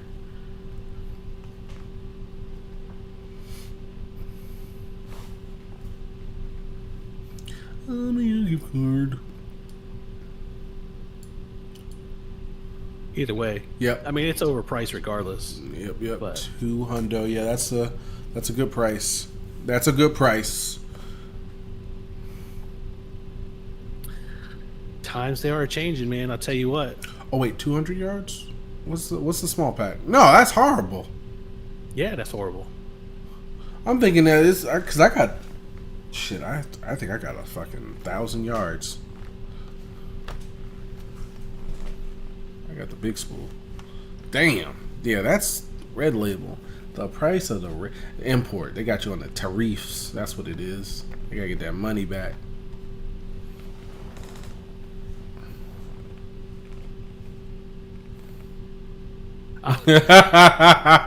I'm stretching a spool of pure fluoro. Hell no, I'm measuring that shit with a stick to make sure I'm not even like, nah, we're putting about 2 miles worth of mono backing on it. You gotta put the monocular. 37 reel cranks on the damn fluoro, and then we cut it right there.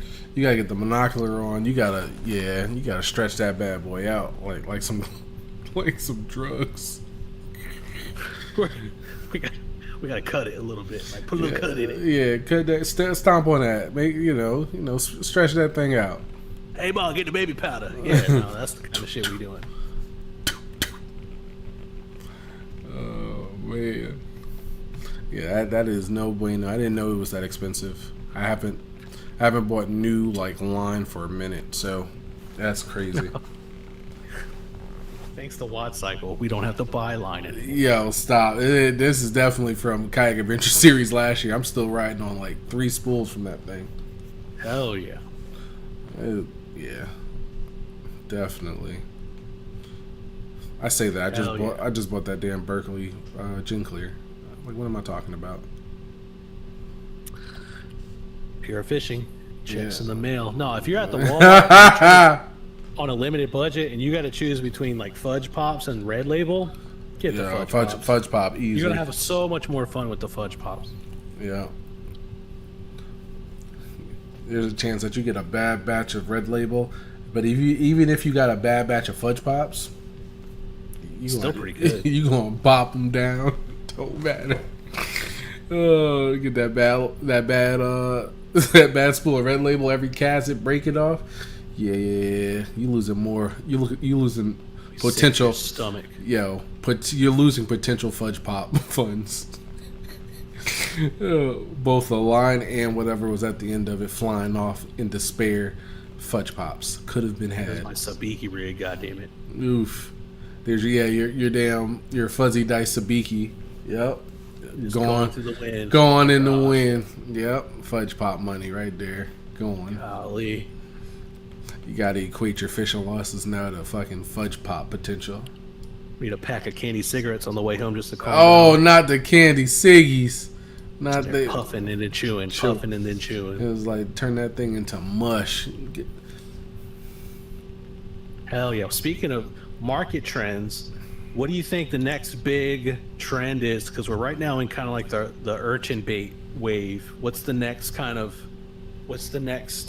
as summer gets here? What are they going to be pushing, you think, to try to get folks to jump onto?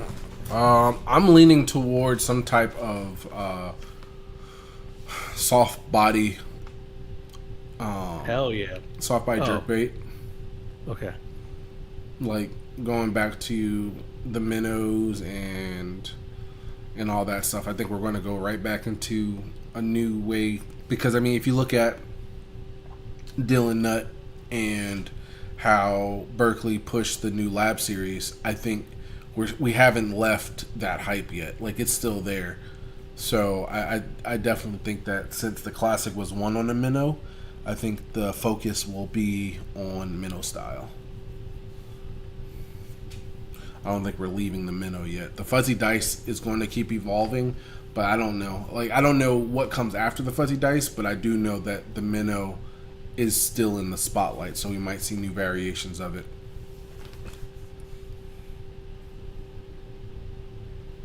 Yeah, Banjo Minnow definitely is missing out if they don't just hurry up and come out with the new type of minnow real quick, because they can ride the wave very, very fast. Still have my VHS instruction tape on how to fish it. It's in the garage with me right now, menacingly. Yeah. Well, there's been this. I think the JDM market's going to push the next trend here in the States. Yeah.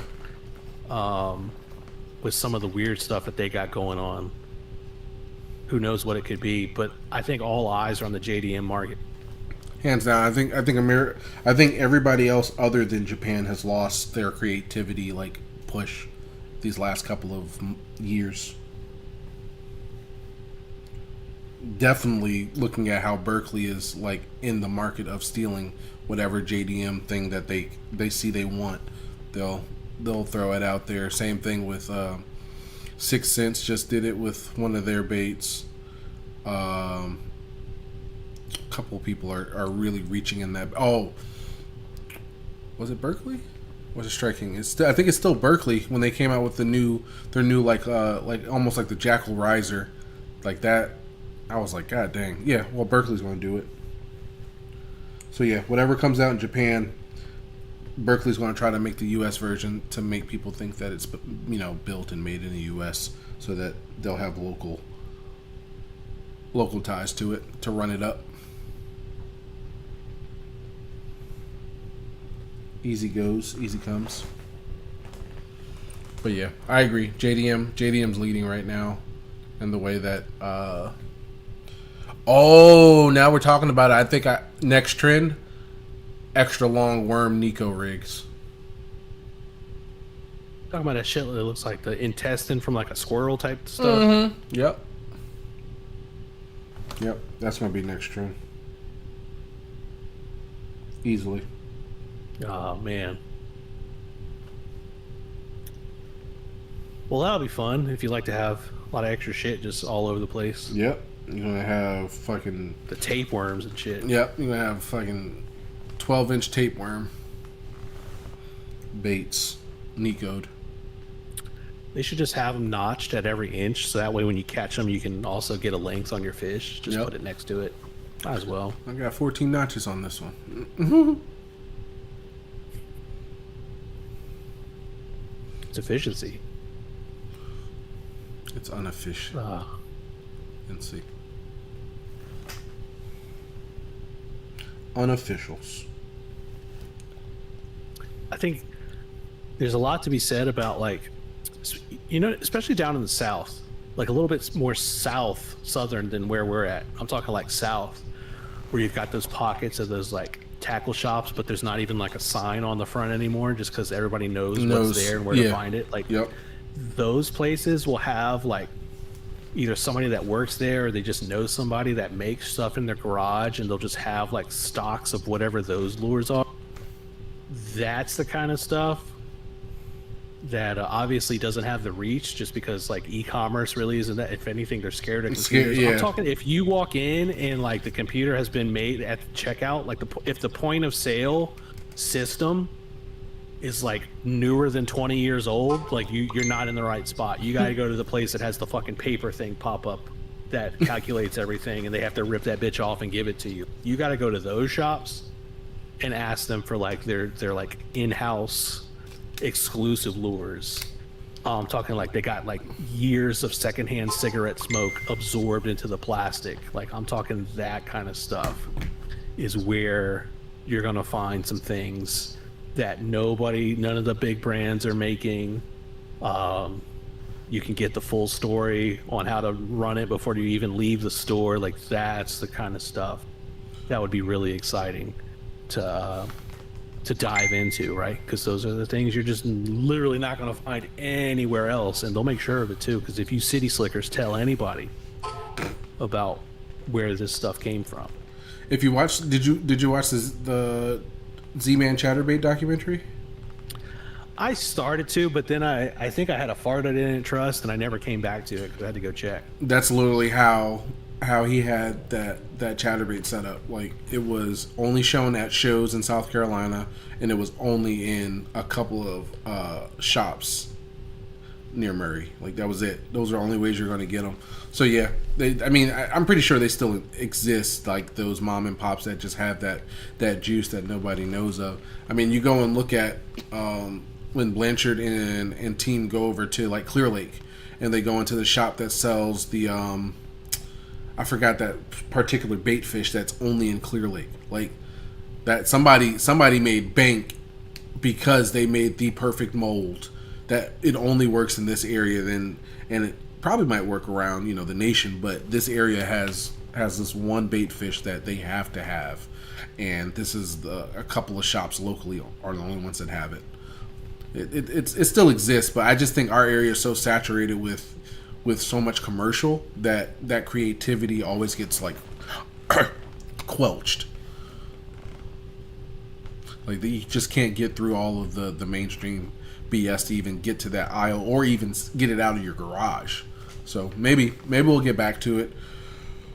We definitely thought like the tariffs and the plastic hold was going to cause it, but definitely didn't. If anything, they ramped it up and they're charging us like Pat shown us, like $8 or $12 more than what it originally was last year. So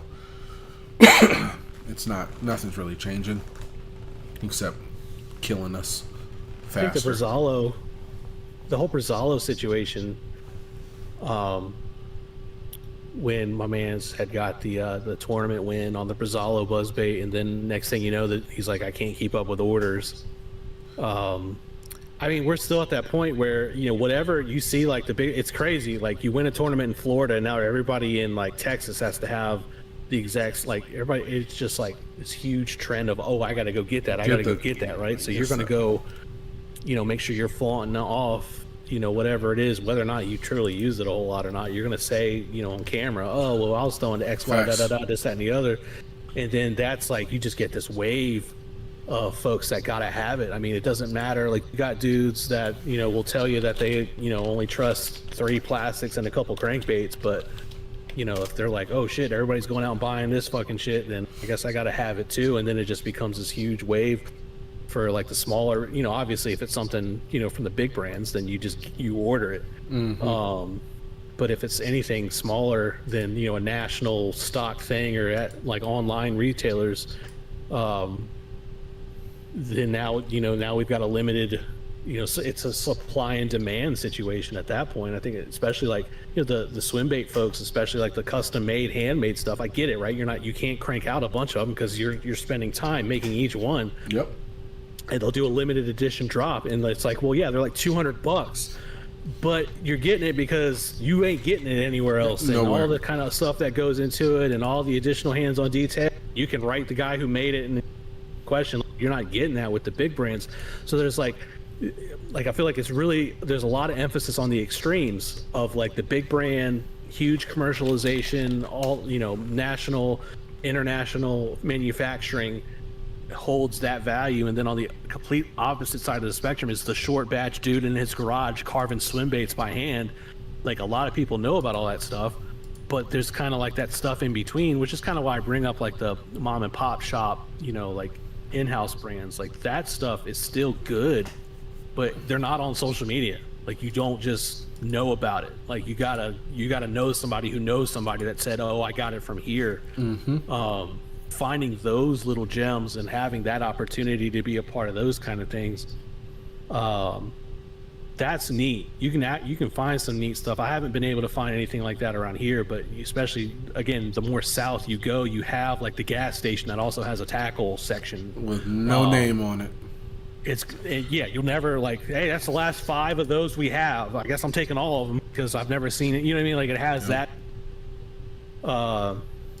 That's always neat. It adds another level. Kind of like just got a very, like, it's just unknown, right? Like, it makes it more interesting than just, you know, like, oh, fucking buzzbait. Like, wow, you get them everywhere. It's like, no, well, this one's different, and all the extra shit that comes along with it.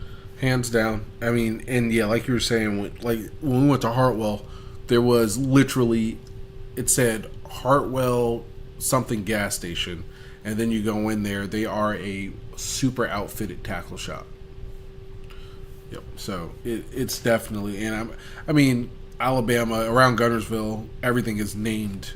It's either, you know, Guntersville Tackle Outdoors, or you don't really. There are gas stations, but their tackle selection is it gets weird. But yeah, there's definitely places where you'll find local baits right next to some of the hard hitting baits. Oh, for instance, it's a tackle shop, and it's also a gas station, but they had a lot of the North Carolina, like, I don't consider them mom and pops, but, you know, the Moab by True South and all of the True South custom lure stuff. That's a very niche North Carolina brand, and sure enough, they had like 3 rows of all of their either their buzz baits, their jigs, or their what's the other thing they had? Their spinnerbait. They had all 3 of those. They all had their own section, and it was right next to like every name brand of that you would see. It was really dope. But yeah, there's definitely more shops that have local stuff, and I think that just goes back to just your localized area, because everybody in the area probably knows, like, this is what you need for these lakes. Like, that's it worked.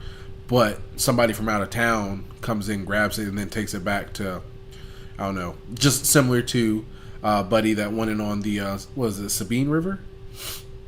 I forgot what. No, I think he was up in the Midwest. Nonetheless, taking that Texas-made buzzbait out of state just to show it off, and then now it's out of the local. Because I'm pretty sure, like my buddy Joe, who I met 4 years ago for the Straight Up Fishing Championship, he was throwing that time when I met him. Like that's all he would throw. He's on that river system because like that's where he lives, but that's what everybody throws there. So yeah, it's pretty dope that they can still happen. I think those little sparks can still happen. They still exist. It's just that you just need the right fuel and time for it to really pop off. Word to the wise, yeah. If you're ever in some like little, especially the further south you are, the better. But like if you're in like a little shop and they got some tackle, take a look. Yeah. And if you see something and it's like, wow, I've never seen this before, get you something if you can. Yep. Grab you a couple packs of something, and it's neat because they kind of. Yeah, I mean, it's stuff you won't see anywhere else. So get it while you can, and then the fish probably haven't seen it, especially if you're traveling somewhere and you bring it back home. Like they probably definitely haven't seen it. It's kind of neat, and then like you just steal the design and get you a mold made out of whatever it is, and then just act like you did it. Yeah, vile. Nah, don't do that. Don't do that. Let them do their thing. Unregistered handgun. Yo. Wild boy.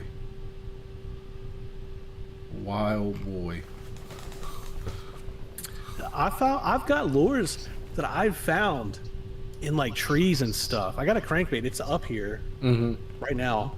That I found snagged in a tree. There's a square bill, and I cannot find. And I did all the reverse Google image searching and ChatGPT look it up for me, and I cannot find who makes it because there's no brand. Obviously, I looked and there's no like logo, there's no model number stamped on anything. It's just a fucking crankbait, and it's like a legit. It's not some random ass somebody made it in their fucking garage. Like it's a mass-produced crankbait, and I cannot find.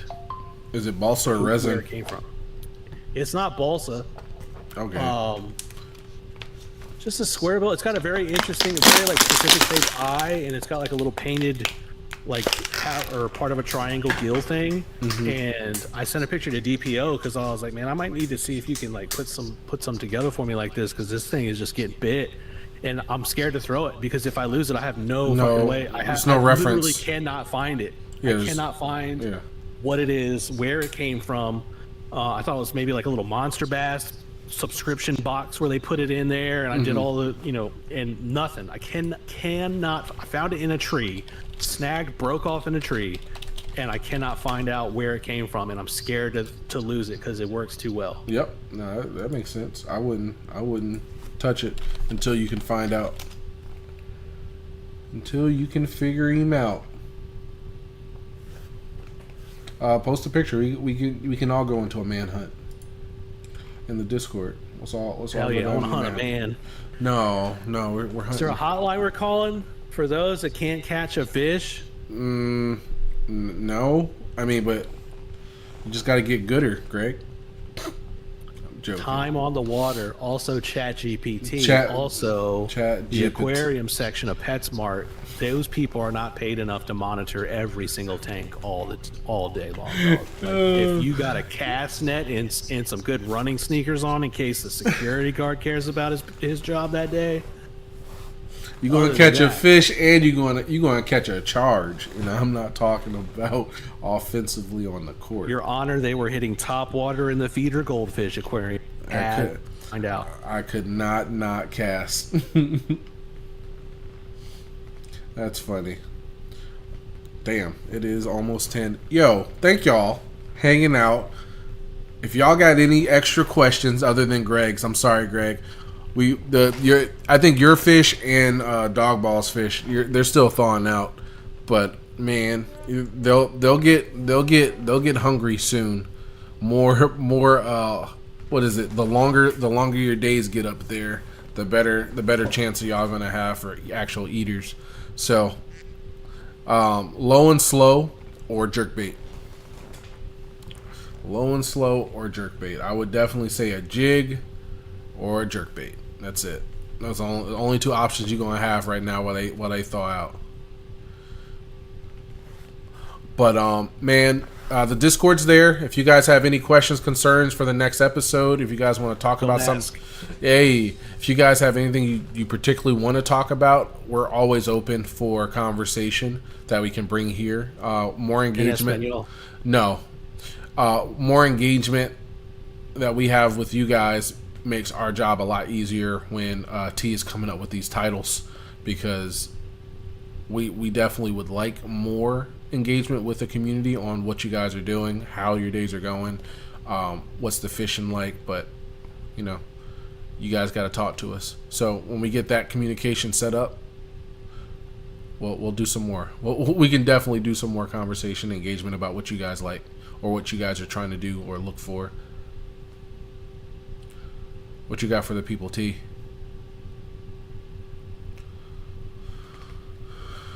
Cortisol.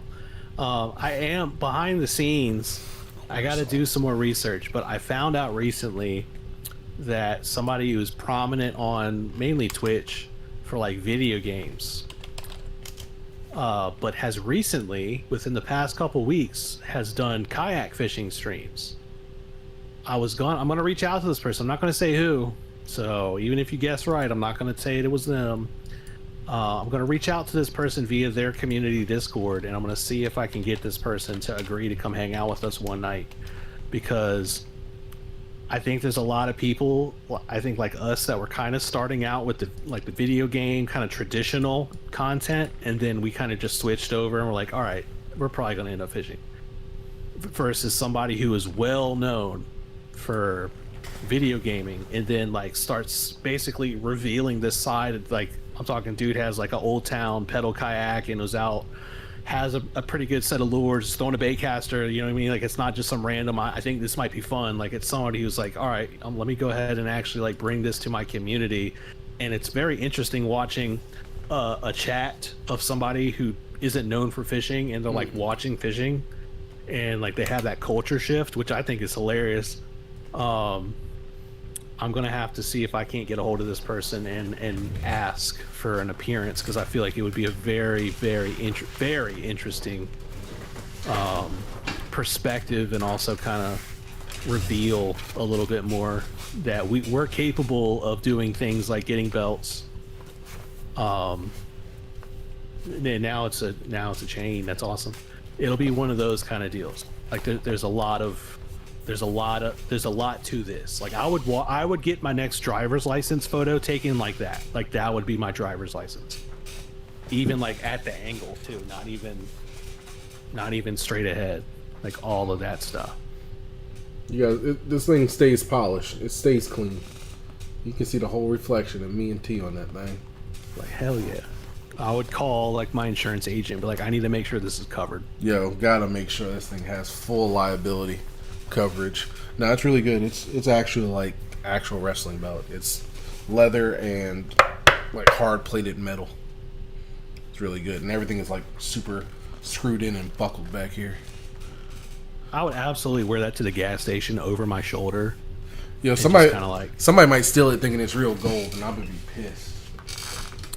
Well, remember, unregistered firearm, but I would just have it just to kind of bring that presence, because I don't think there's a lot of places in public you can go where people just look at you and they just kind of shrug you off. Yeah. But if you walk into like the fucking, the Wawa at 3 a.m. and you got the belt on, like that's your people. Oh, your people. They might challenge you for the title though. Like it might be.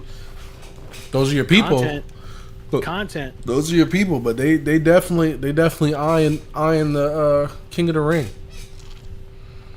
And we're cutting promos in the parking lot. Yeah. Oh my god. Hell yeah, backyardbeefs.com. Yeah, it'll be out there with the Macho Man style. Yeah. Like I'm talking Kimbo Slice level. Oh god, no, like, not the old internet. Miami street fights shits. Or even before that, the bum fight fucking episodes. Yo, bum fights. I don't understand how that got through legal. Like, why did no one sue them? That Everybody signed waivers, I'm sure. oh yeah, they probably did get waivers on homeless people that needed money. That shit, that was so entertaining. Okay, here we go. So 2 weeks from now, we're talking about the ethics of homeless people. No, I actually did have. I think next time we don't have to. Obviously, if I can pull some strings, but like I've got. I think we should talk about the ethics of recreational fishing, especially with now everything is so caught up in social media and everybody's got 4 cameras and all that kind of stuff. There's some things. So I was thinking of bringing some scenarios of ethic dilemma. I'm not saying right versus wrong. I'm saying let's find out where the people stand on some of these issues. I like that. And we can turn it into a discussion. So I got some ideas. Don't worry, guys. Like, y'all can throw some stuff at us. Don't get me wrong. But there's some things that are in the works. Let's just put it that way. I like that one. Yeah, T. That's a good one. I would definitely enjoy that conversation greatly. Hell yeah. But that is our time. And it's about that time. Y'all have a great night, afternoon, morning, evening, wherever you're watching. T, do not start throwing that up. Thank you. Yes, please. This is the outro, not the blood in, blood outro. See, I didn't say it. You did. Yeah. So y'all be good. Yo, thank you. Was that TP3 Stana? I appreciate it. T, when you hitting the people up live, when you gonna be out and about on the dangle? I probably won't get out this weekend because it's Mama's Day weekend. Everybody, make sure your mama knows how much you like your mama this weekend. Yo, big facts. So probably not this weekend. Probably next weekend, or if I get fired sooner. Understood. I'll be out Saturday. Look out for me. And then make sure you guys hang out with your mamas, call your mamas, give your mamas gifts. The standard mom, the grandma, the stepmom, all of them. Let them know that that title comes with a thank you. But other than that, y'all be good. Y'all be safe. Later, everybody.